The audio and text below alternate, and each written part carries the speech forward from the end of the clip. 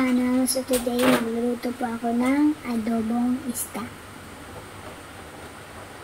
Ayan po, una po natin gagawin. I-arrange po natin yung ating nilinisan at hiniwa-hiwang isda sa ating kawali.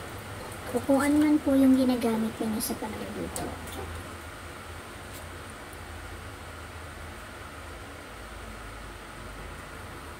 And then ngayon po, lalagay na po natin siya ng sweetened ginger. So, the more na maraming ginger, the more na mas okay para hindi po siya malansa. And then, lalagyan din po natin siya ng garlic.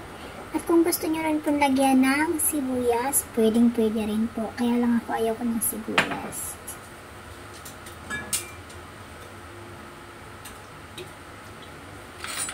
Then, isunod po natin, lagyan po natin siya ng suka. So, kahit ano pong brand ng suka na ginagamit ninyo ay pwedeng-pwede. At nasa inyo na rin pong panlasa kung gusto ninyong mas maasim o yung tama lang. Ako kasi gusto ko yung medyo maasim talaga siya.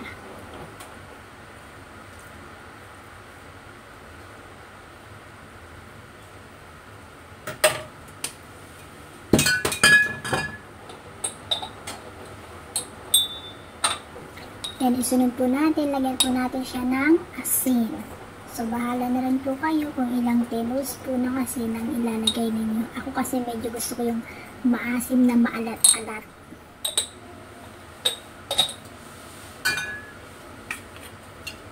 At syempre po, isusunod po natin ang light soy sauce. Kung sa atin dyan sa Pilipinas is toyo. So, bahala na rin po kayo kung ilang tablespoon po ang gusto ninyong ilagay. Yan po ay naayon sa inyong panlasa.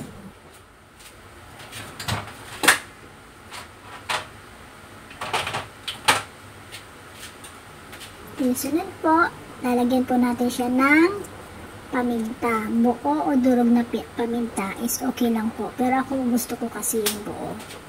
Dahil wala po kaming buong paminta, pwede na rin itong durog.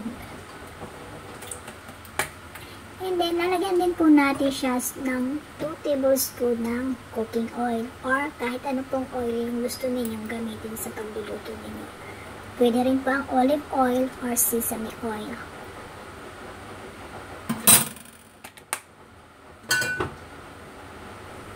At syempre po, hindi mawawala ang chili or siling haba kung kahit po anong siling gusto ninyong ilagay kung mahilig po kayo sa maanghang. Pwede nyo rin po yan lagyan ng talong or okra. And then next po, pakukuluin na po natin siya.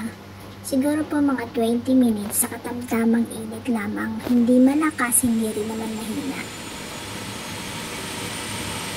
Ayan po, after 20 minutes, dito na siya. Pwede na po kainin. Thank you for watching!